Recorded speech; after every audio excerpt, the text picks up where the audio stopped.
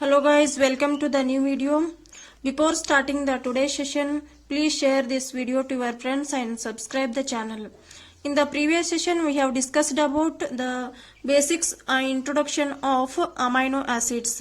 And in this session, we will discuss about alpha amino acids properties. What are the properties of this alpha amino acids? As we know, the amino acid, which is a formula CH, COH and NH2. Here R is, we can change any group here. Depending on the amino acids, we can change the R group. And this amino acid having both acidic as well as basic group, that is COH as well as NH2 group. This is acidic and this is basic. It is having both the groups. And this is about the structure of amino acid. And what are the properties of this alpha amino acid? It is having water soluble. It is alpha amino acid is a water soluble. The first thing is it is a water soluble. Alpha amino acid is a water soluble. This is a first property. And as we know, this is RCH NH2 C double bond OH.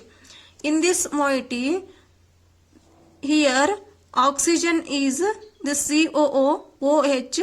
This oxygen, which is having capacity to form hydrogen bonding, and also this nitrogen is having a lone pair of electron, which is having a capacity to form hydrogen bonding. ಇದ್ರಾಗ oxygen electronegative ಇರೋದ್ರಿಂದ ಇದು hydrogen bond formation ಮಾಡೋ capacity ಅದ, ಮತ್ತು nitrogen ಇರೋದ್ರಿಂದ ಇದು hydrogen bond formation ಮಾಡೋ capacity ಅದ. So what are the elements should need for the hydrogen bonding? Fluorine, oxygen, nitrogen ಇವೆಲ್ಲನೂ ಹೈಡ್ರೋಜನ್ ಬಾಂಡ್ ಫಾರ್ಮೇಷನ್ ಮಾಡೋದು ಕೆಪಾಸಿಟಿ ಇದೆ. So due to this hydrogen bonding ಇರೋದ್ರಿಂದ ಯಾವ ಹೈಡ್ರೋಜನ್ ಬಾಂಡಿಂಗ್ ಅದಾವಲ್ಲ ಅವೆಲ್ಲನೂ ವಾಟರ್ ಸಾಲ್ಯುಬಲ್ ಅದಾವ. ಯಾವ ಮೊಯಿಟಿ, ಯಾವ ಕಂಪೌಂಡ್ ಹೈಡ್ರೋಜನ್ ಬಾಂಡ್ ಫಾರ್ಮೇಷನ್ ಮಾಡೋ ಕೆಪಾಸಿಟಿ ಐತಿಲ್ಲ ಅವೆಲ್ಲನೂ ವಾಟರ್ ಸಾಲ್ಯುಬಲ್ ಅದಾವು. Here this compound, that is this amino acid which is having hydrogen bonding, it can form hydrogen bond, hence it is water soluble. It is soluble in water easily, hence alpha amino acids are easily water soluble. ಅದಕ್ಕೆ ಎಲ್ಲ alpha amino acids ಏನದಾವಲ್ಲ ಇವ water soluble ಅದಾವು. ಯಾಕಂದ್ರೆ there is a capacity to form hydrogen bonding due to hydrogen bonding in COH and in NH2. COH ಮತ್ತು NH2 group ಇರೋದ್ರಿಂದ hydrogen bonding formation possibility ಅದ. Hence alpha amino acids are water soluble because of hydrogen bonding. And next criteria is colourless. These amino acids are colourless. ಇಲ್ಲಿ colour ಇರೋದಿಲ್ಲ, colourless ಇರ್ತಾವ. ನೀವು colour ನೋಡಿ identify ಮಾಡ್ಲಿಕ್ಕಾಗಲ್ಲ, ಯಾಕಂದ್ರೆ ಎಲ್ಲಾನು colourless ಇರ್ತಾವ. These alpha amino acids are colourless. And next property is high melting solids. These amino acids are high melting solids. Amino acids, this is a amino acid RCH NH2COH. This is a amino acid and this is having acid as well as base. Acidic group ಅದ, basic group ಅದ. Acid ಮತ್ತು base ಇರೋದ್ರಿಂದ ಇಲ್ಲಿ salt formation ಆಗುತ್ತೆ. Salt formation ಆಗುತ್ತಂದ್ರೆ ಇದು salt in the form of salt ಇರೋದ್ರಿಂದ ಇದರ ಮೆಲ್ಟಿಂಗ್ ಪಾಯಿಂಟ್ ಏನದಲ್ಲ ಹೈ ಅದ. Because it is a crystalline solid, high melting point ಒಳಗ ಅದು ಮೆಲ್ಟ್ ಆಗುತ್ತೆ. So it is having a high melting point. This is also one of the property of this amino acid. And the last criteria for the last property of this alpha amino acid is crystalline solids. These all amino acids are crystalline solids due to zwitterion formation. ಇಲ್ಲಿ ಜ್ವಿಟರಯನ್ formation ಆಗೋದ್ರಿಂದ ಇವು amino acids ಏನದಾವಲ್ಲ crystalline solids ಅದಾವ. Solid crystalline ಅಂದ್ರ solids ಅಂದ್ರ ಇವ solid ಒಳಗೆ ಅಷ್ಟೇ exist ಆಗ್ತಾವ. ಅಂದ್ರ ಎರಡು ಇದಾವ ಇಲ್ಲಿ, ಪಾಸಿಟಿವ್ ಮತ್ತು ನೆಗೆಟಿವ್ ಅಯಾನ್ ಎರಡು ಈಕ್ವಲ್ ನಂಬರ್ ಆಫ್ ಇರೋದ್ರಿಂದ ಜ್ಯೂಟರಯನ್ ಎಕ್ಸಿಸ್ಟ್ ಆಗೋದ್ರಿಂದ it will be existing in crystalline solids. In aqueous solution crystalline solids ಎಲ್ಲಿ ಅಂದ್ರ ಅಕ್ವಿಯಸ್ ಸೊಲ್ಯೂಷನ್ ಒಳಗ ಈ ಅಮಿನೋ ಆಸಿಡ್ ಹಾಕಿದ್ರಿ ಅಂದ್ರ ಅಲ್ಲಿ ನಿಮ್ಗ ಕ್ರಿಸ್ಟಲ್ ಫಾರ್ಮೇಶನ್ ಆಗ್ತಾವ ಅದಕ್ಕ ಅಮಿನೋ ಆಸಿಡ್ ದ ಕ್ರಿಸ್ಟಲ್ ಫಾರ್ಮೇಶನ್ ಆಗ್ತಾವ ಇನ್ ಅಕ್ವಿಯಸ್ ಸೊಲ್ಯೂಷನ್ ಒಳಗ ಅಮಿನೋ ಆಸಿಡ್ ಹಾಕಿದ್ರಿ ಅಂದ್ರ it will be existing in zwitterion form hence it will be show property of crystalline solid. And this is RCHNH2COOH. This is amino acid. And which will be existing in this form. This oxygen is having a electronegativity. So these electrons are moved towards oxygen. And if you protonate this one and this nitrogen is having a lone pair of electron which will abstract this proton or which can donate electrons to this hydrogen and which will abstract proton from this acid, hence COO minus and NH3. You will get COO minus and NH3. ಇಲ್ಲಿ ಇದು ಇದು amino acid ಏನದಲ್ಲ ಇದರಲ್ಲಿ COOH ಮತ್ತು NH2 ಎರಡು group ಅದಾವು. This COOH group is a acidic group and this NH2 group is a basic group. ಇಲ್ಲಿ oxygen ಏನದಲ್ಲ ಆಕ್ಸಿಜನ್ ಮೇಲೆ ಲೋನ್ ಪೇರ್ ಆಫ್ ಎಲೆಕ್ಟ್ರಾನ್ ಇರ್ತಾವ ಮತ್ತು ಇಲೆಕ್ಟ್ರೋನೆಗೆಟಿವಿಟಿ ಜಾಸ್ತಿ ಇರ್ತದ. ಸೊ ಈ ಎಲೆಕ್ಟ್ರಾನ್ಸ್ ನ ತನ್ನ ಕಡೆ ಡ್ರ್ಯಾಗ್ ಮಾಡ್ಕೊಳ್ಳೋದ್ರಿಂದ ಇಲ್ಲಿ ನೆಗೆಟಿವ್ ಚಾರ್ಜ್ ಕ್ರಿಯೇಟ್ ಆಗ್ತದ. ಆಕ್ಸಿಜನ್ ಮೇಲೆ ನೆಗೆಟಿವ್ ಚಾರ್ಜ್ ಕ್ರಿಯೇಟ್ ಆಗ್ತದ. ನೈಟ್ರೋಜನ್ ಏನದಲ್ಲ ಅದ್ರ ಮೇಲೆ ಲೋನ್ ಪೇರ್ ಆಫ್ ಎಲೆಕ್ಟ್ರಾನ್ಸ್ ಅದಾವ. ಅದು ತನ್ನ ಲೋನ್ ಪೇರ್ ಆಫ್ ಎಲೆಕ್ಟ್ರಾನ್ಸ್ ಅನ್ನ ಈ ಹೈಡ್ರೋಜನ್ ಗೆ ಡೊನೇಟ್ ಮಾಡ್ತದ ಅಥವಾ ಈ ಹೈಡ್ರೋಜನ್ ಅನ್ನ ತಾನು ಎಕ್ಸೆಪ್ಟ್ ಮಾಡ್ಕೋತದ. Hence you will get here NH3 formation ಆಗುತ್ತ. ಇಲ್ಲಿ COO ಮೈನಸ್ ಬರ್ತದ ಯಾಕಂದ್ರೆ ಇದು ಹೈಡ್ರೋಜನ್ ಬಿಟ್ ಕೊಟ್ಟದ ಮತ್ತೆ ಈ ಎಲೆಕ್ಟ್ರಾನ್ಸ್ ಏನದಾವಲ್ಲ ಇವು ಆಕ್ಸಿಜನ್ ಮೇಲೆ ಶಿಫ್ಟ್ ಆಗ್ಯಾವ. So here there is a COO minus and NH3. ಇಲ್ಲಿ ಈಕ್ವಲ್ ನಂಬರ್ ಆಫ್ ಪಾಸಿಟಿವ್ ಮತ್ತು ನೆಗೆಟಿವ್ ಅಯಾನ್ಸ್ ಅದಾವ. ಒಂದ ಪಾಸಿಟಿವ್ ಅಯಾನ್ ಅದ ಒಂದ ನೆಗೆಟಿವ್ ಅಯಾನ್ ಅದ. there are equal number of positive and negative ions exist in this amino acid. This is called ಜ್ವಿಟರಯಾನ್. ಇದಕ್ಕೆ ನಾವೇನಂತೀವಿ ಜ್ವಿಟರಯಾನ್ ಅಂತ ಕರಿತೀವಿ ಯಾಕಂದ್ರೆ ಈಕ್ವಲ್ ನಂಬರ್ ಆಫ್ ಪಾಸಿಟಿವ್ ಮತ್ತು ನೆಗೆಟಿವ್ ಅಯಾನ್ಸ್ ಫಾರ್ಮೇಶನ್ ಆಗ್ಯಾವ. So called it is a ಜ್ವಿಟರಯಾನ್. It will be existing in a ಜ್ವಿಟರಯಾನ್ form, hence it is a crystalline solids. Hence amino acids are crystalline solids. This is a fourth property of this amino acids. After completing this properties of amino acids, quickly we move towards ಜ್ವಿಟರಯಾನ್. What is this ಜ್ವಿಟರಯಾನ್? This is a very important part in this amino acid. For examination point also, it is very important. Please concentrate towards this one. Here RCHCOO minus and NH3. Here one positive charge is there and one negative charge is there. Equal number of positive and negative charge will be existing in this amino acid. Hence it is called ಜ್ವಿಟರಯಾನ್. The only amino acid that is optically inactive is glycine. All of the amino acids, only one amino acid is optically inactive, that is glycine. Among all the amino acids, only one amino acid is optically inactive. ಒಂದೇ ಒಂದು amino acid optically inactive ಅದ. ಅದು ಯಾವುದು ಅಂತಂದ್ರೆ glycine. As we know the structure of glycine, CH R place ಒಳಗಡೆ H ಅದ, COH and NH2. Here same number of 2 hydrogen atoms are present. ಇಲ್ಲಿ ಇವೆರಡು ಹೈಡ್ರೋಜನ್ ಅಟಮ್ಸ್ ಏನದಾವಲ್ಲ ಎರಡು ಸೇಮ್ ಅದಾವ. ಇಲ್ಲಿ ಕೈರಲ್ ಇಲ್ಲ, ಸೆಂಟರ್ ಕೈರಲಿಟಿ ಇಲ್ಲ. Hence we cannot say the activity. It is optically inactive. It is not optically active. It is optically inactive because two groups are similar. These two groups, that is hydrogen, these two hydrogen groups are similar. Hence it is optically inactive. ಇದನ್ನ ಬಿಟ್ಟು ಉಳಿದದ್ದು ಎಲ್ಲ amino acids ಏನದಾವಲ್ಲ ಎಲ್ಲಾನು optically active ಅದಾವ. Except this glycine, all other amino acids are optically active. And this is a conclusion. Here the glycine is optically inactive because why ant keltare, because it is having a two groups similar, ಎರಡು group similar ಅದಾವ. Here hydrogen is same at this carbon atom. And next, this deuterium, it will be existing in three forms. Deuterium, it will be existing in three forms. This is RCHCO minus and NH3 plus. This is deuterium. Because same number of positive and negative ions.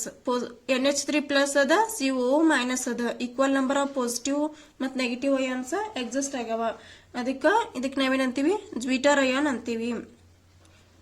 So this deuterium,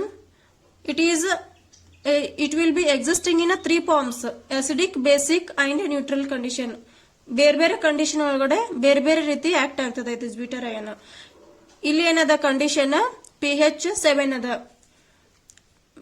pH less than 7 ಇತ್ತು ಅಂತಂದ್ರ acidic, pH equal to 7 ಇತ್ತಂದ್ರ neutral, pH greater than 7 ಇತ್ತಂದ್ರ ಅದು basic ಆಗುತ್ತೆ up to 14 ವರೆಗೂ. So ಇಲ್ಲಿ ಏನದ pH value 7 ಅದ, it is neutral. And if you add acid under acidic medium, acidic condition ಒಳಗಡೆ pH ಲೆಸ್ ದೆನ್ 7 ಇರ್ತೈತಿಲ್ಲ, ಆ ಕಂಡೀಷನ್ ಒಳಗಡೆ ಏನಾಗ್ತದ ಅಂತಂದ್ರ NH3 ಪ್ಲಸ್ ಸೇಮ್ ಅದ, CO ಮೈನಸ್ ಏನದಲ್ಲ ಈ negatively charged CO minus which abstract this proton and we will get CHCOH. ಇಲ್ಲಿ H ಎಡಿಷನ್ ಆಗ್ತದ, ಯಾಕಂದ್ರ CO minus negatively charged CO minus will abstract the proton under acidic condition. Acidic condition ಒಳಗಡೆ pH level ಏನದಲ್ಲ less than 7 ಅದ. Aqueous solution ಒಳಗಡೆ it will be existing in three form. Under acidic condition it will be existing in this form RCHCOH NH3. ಇಲ್ಲಿ CO minus ಇದ್ದದ COH ಆಯ್ತು ಅಂದ್ರೆ only one positive charge is existing. ಇಲ್ಲಿ positive ಯಾವುದು charge ಇಲ್ಲ, satisfy ಆಗದ, only one positive charge is existing. ಯಾವ condition ಒಳಗಡೆ acidic condition ಒಳಗಡೆ pH ಇಸ್ ಲೆಸ್ ದೆನ್ 7 ಇದ್ದಾಗ. And if suppose you add base, if you add any base, what happens here? The base will abstract the proton. ಇಲ್ಲೇನು NH3 plus ಆಗಿತ್ತಲ್ಲ, ಈ NH3 ಒಳಗಿಂದ one proton ಅನ್ನ ಇದು abstract ಮಾಡ್ಕೋತದ. So ಇಲ್ಲೇನ್ ಬರ್ತದ NH2 ಬರ್ತದ, NH3 ಇದ್ದಿದ NH2 ಬರ್ತದ. CO minus remains as it is.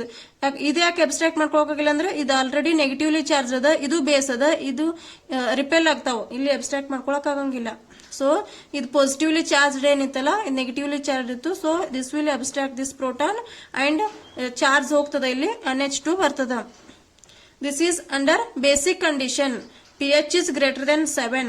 pH greater than 7 ಇತ್ತಂದ್ರ ಅದು ಬೇಸಿಕ್ ಕಂಡೀಷನ್. ಬೇಸಿಕ್ ಕಂಡೀಷನ್ ಒಳಗ ಈ ಫಾರ್ಮ್ ಒಳಗಡೆ ಎಕ್ಸಿಸ್ಟ್ ಆಗ್ತದ. ಎಸಿಡಿಕ್ ಕಂಡೀಷನ್ ಒಳಗಡೆ ಈ ಫಾರ್ಮ್ ಒಳಗಡೆ ಎಕ್ಸಿಸ್ಟ್ ಆಗ್ತದ. And if we do the experiment, electrolysis experiment ಮಾಡಿದ್ವಿ ಅಂತಂದ್ರ, take solution in a container. You take this solution, this acidic solution in a container and ಇದಕ್ಕೆ ನೀವು ಎರಡು ಎಲೆಕ್ಟ್ರೋಲೈಟ್ ಇನ್ಸರ್ಟ್ ಮಾಡ್ರಿ. ಒಂದು ಆನೋಡ್, ಇನ್ನೊಂದು ಕ್ಯಾಥೋಡ್. ಪ್ಲಸ್ ಅಂದ್ರ ಆನೋಡ್, ಮೈನಸ್ ಅಂತಂದ್ರ ಕ್ಯಾಥೋಡ್. ಎರಡು ಎಲೆಕ್ಟ್ರೋಲೈಟ್ಸ್ ಅನ್ನ ಇಂಟ್ರೊಡ್ಯೂಸ್ ಮಾಡ್ರಿ. ಇದಕ್ಕ ಅಸಿಡಿಕ್ ಸೊಲ್ಯೂಷನ್ ಅಂತಂದ್ರ ನಮ್ದಿದು ಈ solution, this is a acidic solution. ಈ ಸೊಲ್ಯೂಷನ್ ಹಾಕ್ರಿ. ಇದಕ್ಕ zwitterion where it will move. Zwitterion ಏನದಲ್ಲ ಎಲ್ಲಿ ಮೂವ್ ಆಗ್ತದ, ಯಾವ ಸೈಡ್ ಮೂವ್ ಆಗ್ತದ, whether it will move towards anode or it will move towards cathode. It is acidic condition. ಈ solution ಏನದಲ್ಲ ಎಸಿಡಿಕ್ ಕಂಡೀಷನ್ ಒಳಗಡೆ ಅದ. ಸೊ ಜ್ಯೂಟರಯಾನ್ ಏನದಲ್ಲ ಈ ಕ್ಯಾಥೋಡ್ ಕಡೆ ಮೂವ್ ಆಗ್ತದನೋ ಆನೋಡ್ ಕಡೆ ಮೂವ್ ಆಗ್ತದನೋ. This is very important point. Concentrate on this one. The zwitterion will move towards cathode. Cathode ಕಡೆ ಮೂವ್ ಆಗ್ತದ. ಯಾಕಂದ್ರೆ ಇಲ್ಲಿ H ಅದ, H is positively charged and hence this is negatively charged. ಇದು negative charge ಅದ ಇಲ್ಲಿ negatively charged ಮತ್ತು positively charged ಕಡೆ ಮೂವ್ ಆಗ್ತದ ಅದು. ಸೊ ಅಂಡರ್ ಎಸಿಡಿಕ್ ಸೊಲ್ಯೂಷನ್ ಒಳಗಡೆ the zwitterion will move towards cathode at pH less than 7. The electrolysis process takes place. ಇದನ್ನು question ಕೇಳ್ತಾರೆ ನಿಮಗ. Under acidic condition the zwitterion will move towards cathode or anode ಅಂತ ಕೇಳ್ತಾರೆ. So ಅವಾಗ ನೀವೇನ್ ಹೇಳ್ಬೇಕಾ, the zwitterion will move towards cathode. ಯಾಕಂದ್ರೆ positively charged ಇದ್ದದ ನೆಗೆಟಿವ್ಲಿ ಚಾರ್ಜ್ಡ್ ಕಡೆ ಮೂವ್ ಆಗ್ತದ.